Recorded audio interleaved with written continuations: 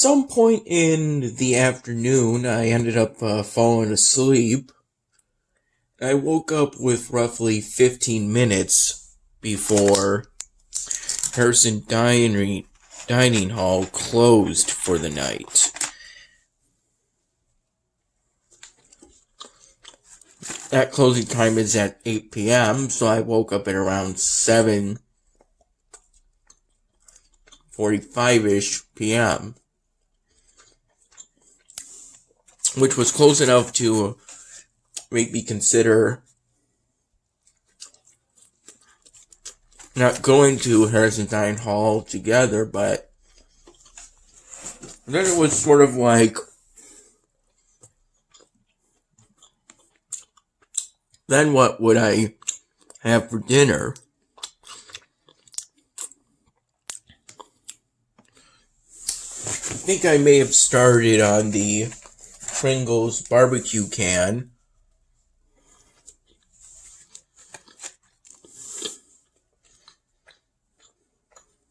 In the last hours of yesterday, I possibly finished it in the first hours of today. Possibly, but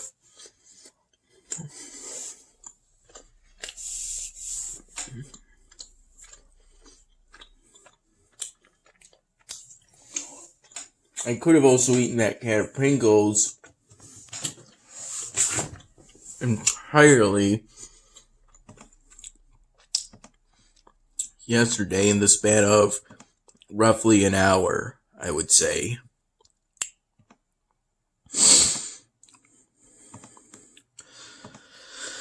I spent the morning hours, which I think were from 4 in the morning to until the time of my COVID pool test. Then I set the appointment for 11:40 a.m. because the 11:20 a.m. time was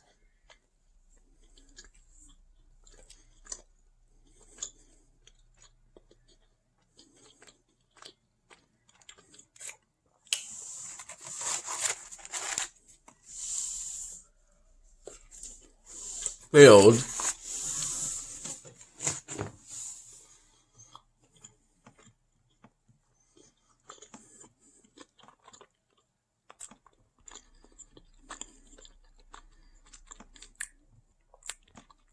And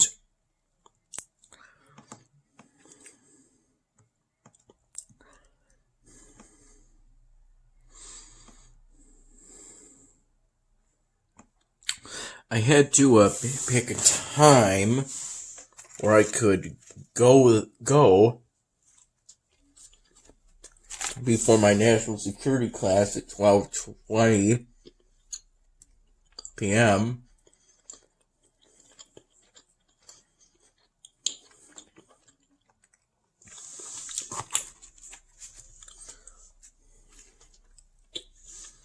While still having time between going to completing the COVID pool test and that start of class to get lunch.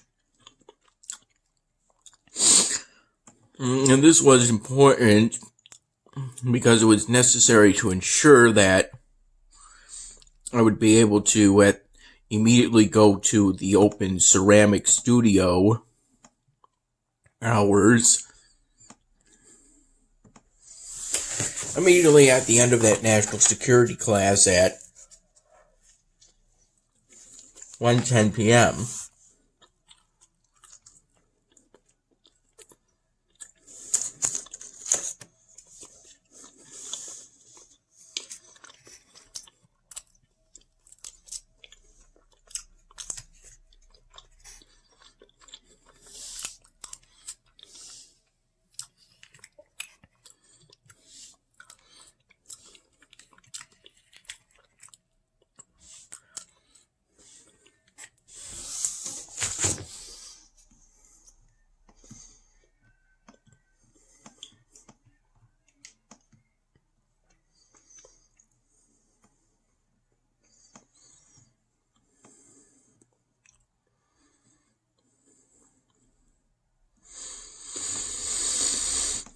The start of national security class was Dr. French sharing a clip of what I believe was some sort of naval exercise, as it showed ship-mounted weapon systems being fired. The kind of weapons that you would find on a ship today.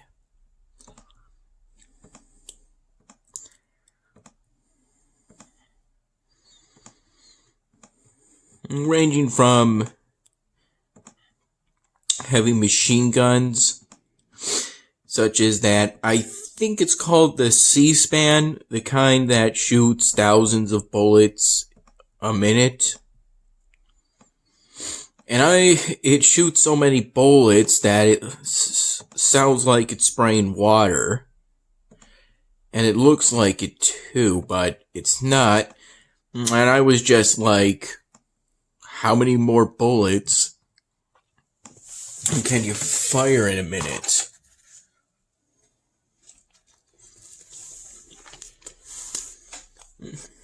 Which on TV tropes is known as more DACA.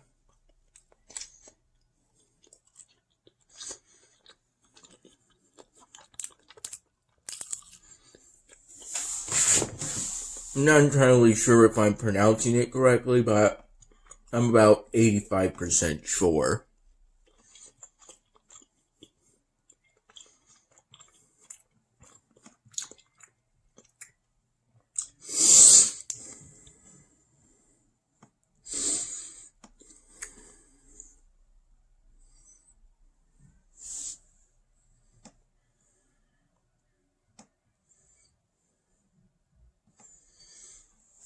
I've invested 201 knowledge points, into getting this Golden Abyss Agent Wonder from level 4 to level 5.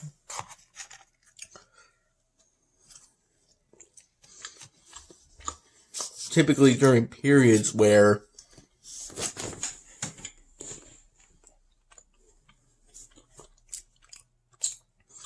I couldn't invest into any more knowledge researches due to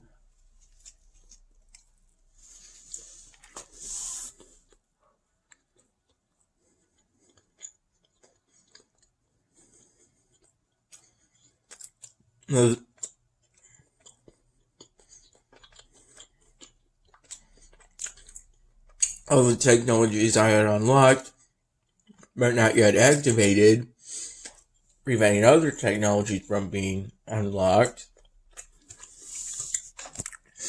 And I can't invest knowledge points into technologies that haven't been unlocked yet. And all the ones that are unlocked already have all the knowledge points they need.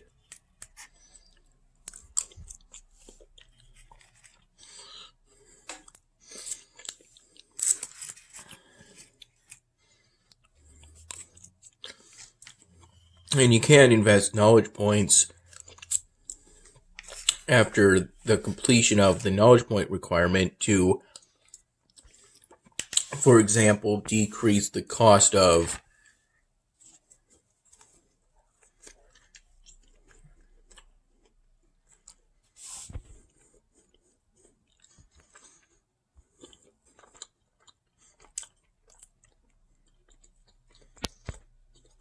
activation.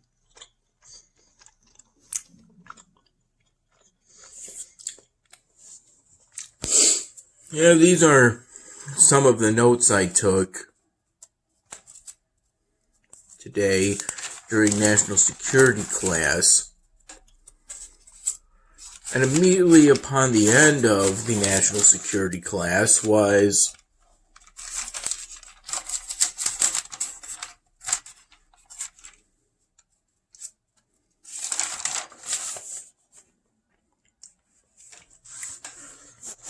my walk to the tower building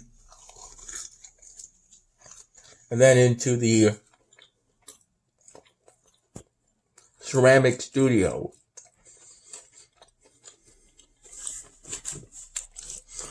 I started work at roughly 1:40 p.m.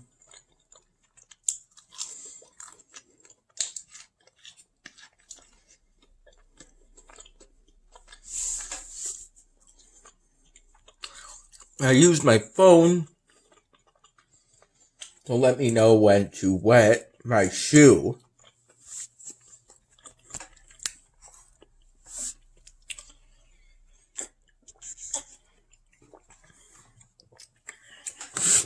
As I expected, I, for the most part, pretty much had the ceramic studio to myself. For a significant amount of time, it was just me and one female student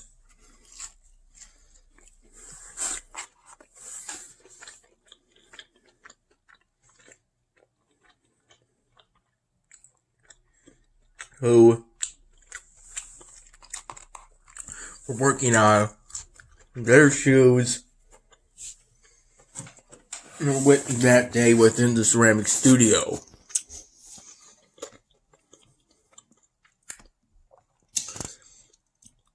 The studio was going to be open on its current period of time until 5 p.m. Though it was only there until about roughly until 3:40ish to 4 p.m.ish. Though I think it's closer that I stopped work at 3:40 p.m.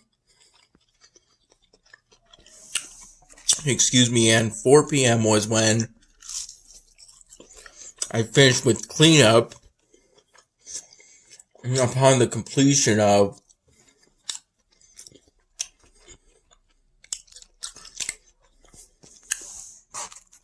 all the work I felt I could do on my shoe before the next class,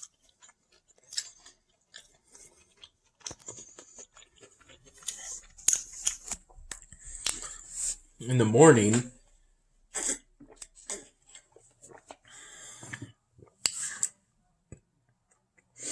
I did some studying on the subjunctive tense, or I think more accurately perhaps subjunctive mood. That study session primarily being on conjugating verbs in that tense.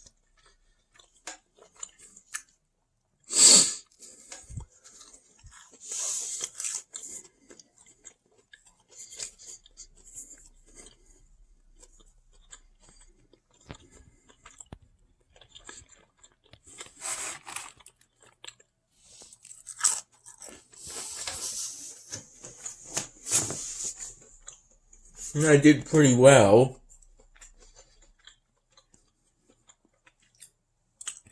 Getting 70% or 7 out of 10 out of the diagnostic test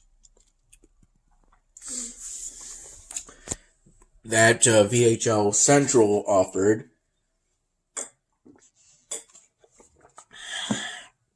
At the end of that interactive grammar tutorial on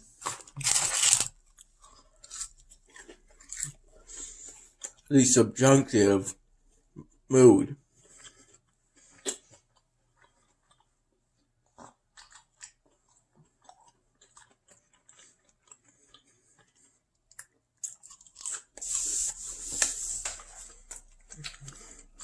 In particular, at the end of that national security class, I stated that while sea power is important,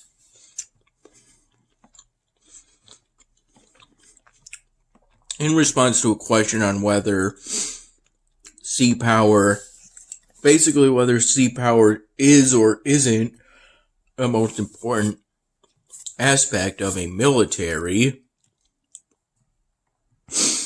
I agreed. I basically sided with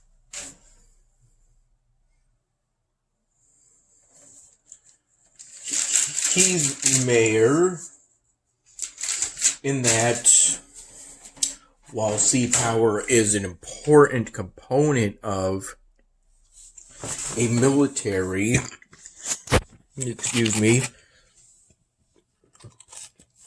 given how you need a good navy so that you can protect your merchant ships from piracy,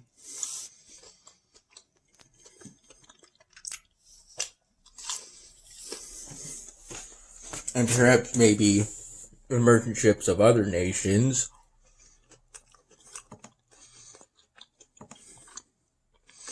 And there's other valuable things you can do with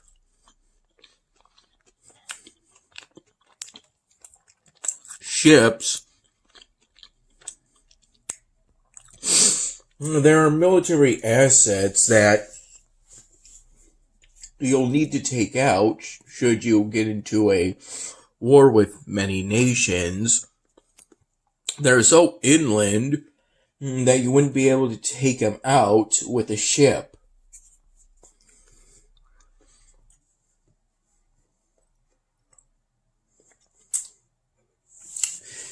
Thinking out a bit more, I think theoretically you can reach just about any military asset, no matter how inland it is, using perhaps maybe the same kind of ballistic missiles that you would find on a ship or sub with nuclear missiles as part of the nuclear triad. The other being, I think, missiles you find in silos, and then missiles on airplanes. But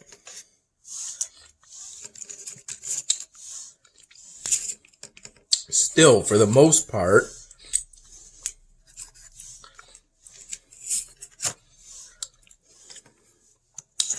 you should have a good land force or ground force if you want to be able to take out a country's ground forces.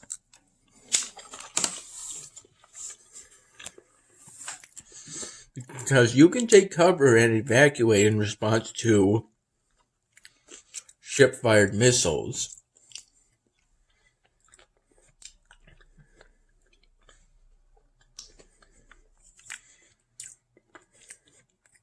And that makes the case that you need good ground forces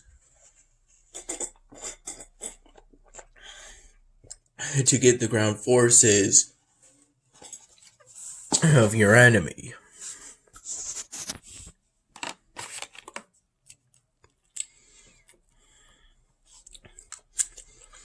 If even non-state actors can take cover against the might of aircraft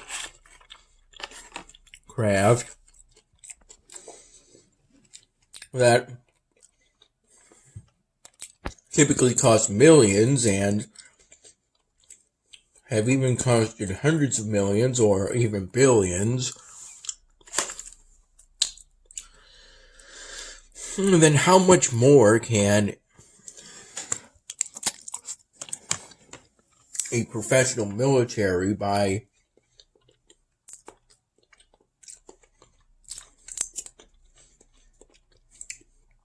significantly powerful countries hide and mitigate against the missiles fired by aircraft and ships?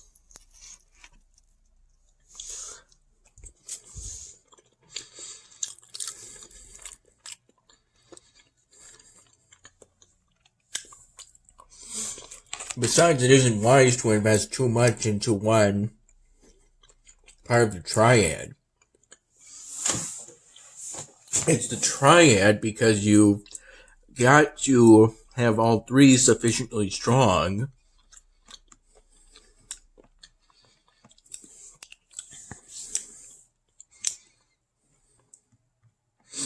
should the need for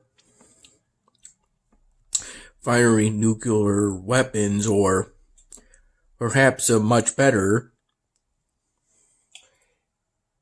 extra large conventional weapons such as the Moab, or mother of all bombs. Ideally, you shouldn't even know a nation should even consider the use of nuclear weapons. If you've got to strike a nation, and a nation hard, although such a need should never arise in the 21st century.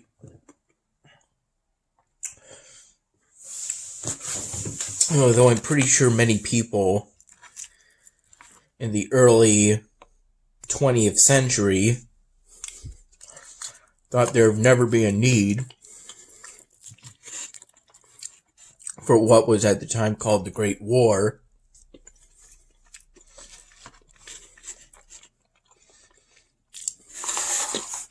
Back in the day.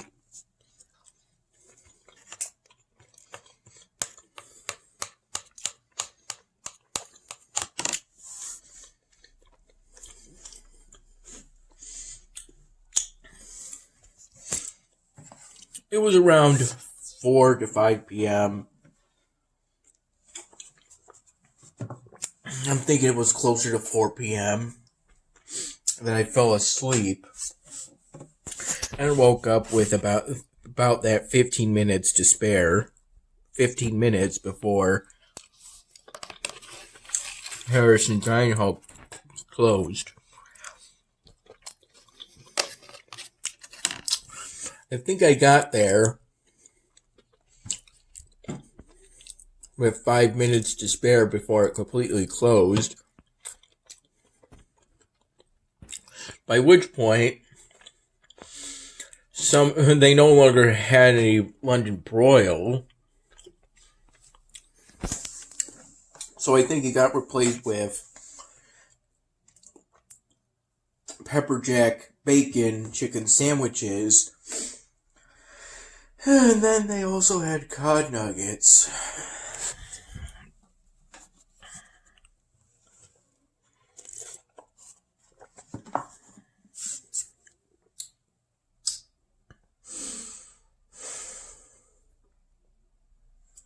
I think I got out of there with lunch with about 2 minutes before closing time. And I think it's quite likely I was the last person to enter Harrison Dining Hall that night. I didn't see anyone else enter after me. And as I usually do, after getting lunch at Harrison Dining Hall at around 11 a.m.,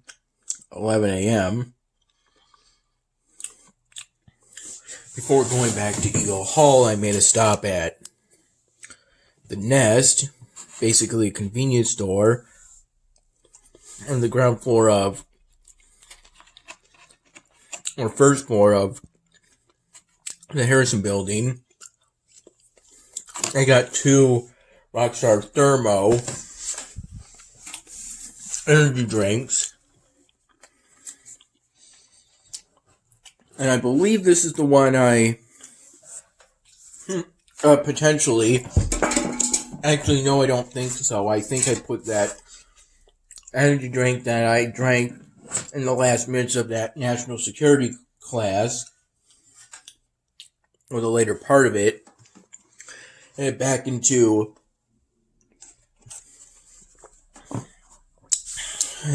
my mini fridge, back into it, because it's not like I could drink it of the way because of the mask. Theoretically, I could have, but that wouldn't have been particularly enjoyable considering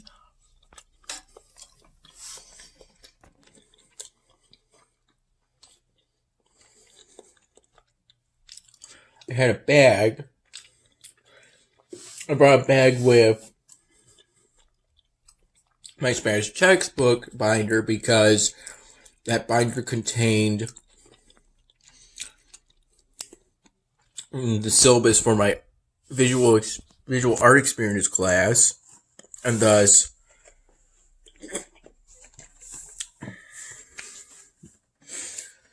I felt it to be important, and the binder gave some needed protection. At least that's how I rationalized it in my mind at the time.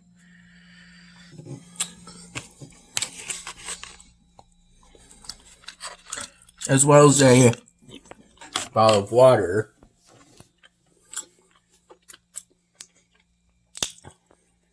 I don't think you're supposed to bring food and drink into the ceramic studio, but I reasoned that I could just drink the bottle of water right outside the doors. And it was just a water bottle. Sure, a flavored water bottle, but still just bottled water for the most part.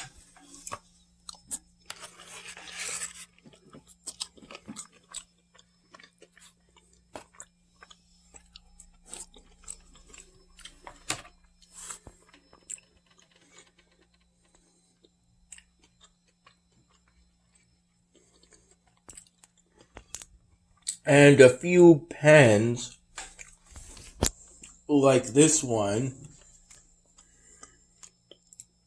in case I needed them for some point. Excuse me. Initially, it was supposed to be every 35 minutes, but it was more like every 40 minutes because he took each going off of my phone timer to quickly wash my hands of the clay off. And then I dampened my shoe with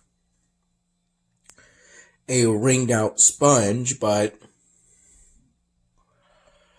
thankfully, after 2 completed sessions of 35 minutes of work, it took me roughly 3 completed sessions until I felt like I had done all the work I could do on my shoe. I took about one photo I took a photo at the beginning and then one photo roughly for each completed session. And I pretty much had just 2 minutes left on that third session on my phone by the time I felt like I had done all the work I could do on my shoe. Thankfully, I was told by someone that a female that the back of my shoe was, the technical term being leather hard, it being the last one before bone dry, which is when clay has no moisture and it's too late to do anything about it to wet it again. And it was she who told me about spraying my shoe with basically a spray bottle in order to keep it damp enough. There was a point where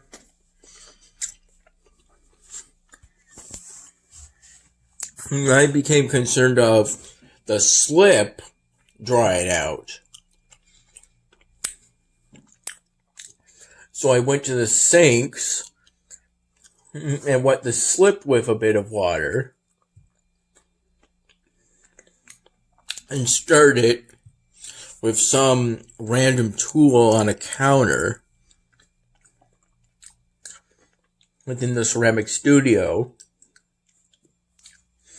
That being pretty much the only part of the cleanup process I forgot to do, cleaning off that random tool of clay, because I think I forgot about it at the time.